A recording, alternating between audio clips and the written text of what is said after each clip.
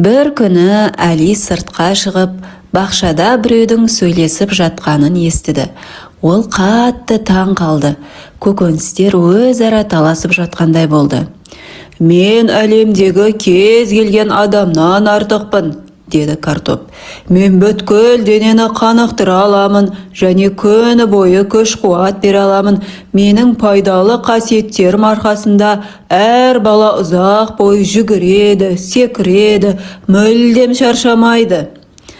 «Дұрыс емес, мен ең маңыздысымын», деді әдемі қызғылт сары сәбіз. «Сіз бета-каротиннің қаншалықты көп екенін елестете алмайсыз. Мендегі супер витамин. Бұл балалардың көзі жақсы көру үшін ең күшті дәрумен». Деп ойлады Әли. Онда менің әжем сәбізді қатты жақсы көретін шығар, өйткені ол әлі күнге дейін көзілдіріксіз тоқып оқиды. Осы уақытта көкөністер дауды жалғастырды. «Қымбатты қызым», деп әңгімеге қосылды Асқабақ. «Жалғыз өзің бета-каротинге бай деп ойлама. Менің де бойымда ол жеткілікті. Мен адамдарға күзгі аурулармен күресуге көмектесемін. Менде де С дәрумені бар». «Менде де С дәрумені бар», деп қызық жауап берді Қызылбұрыш. «Менде цитрус жемістерінен әлде қайда көп». «Жоқ балалар, сендер әрине маңыздысыңдар, бірақ мен бәрінен де маңыздымын», деді брокколи.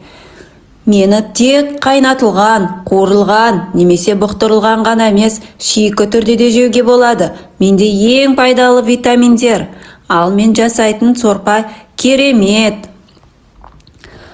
«Достар, әрине бәрінде бәрі жақсы, бірақ менсіз тағамдар онша дәмді емес», деді бас дауыспен Пияз.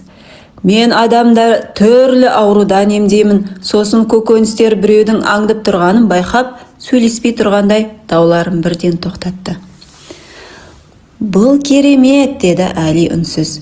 Сосын әжесі немересін тамаққа шақырды. Таңғы асқа Асқабақ ботқасы күтіп тұрғанын көрген Әли қатты қуанды. Ол барлық көкөністерді өзі жеп, қайсын маңыздырақ және дәмдірек екенін таңдағысы келді. Әли енді әжесінің салаттары мен жармаларын қуана жейтін және өз денсаулығына пайдалы екенін түсінді.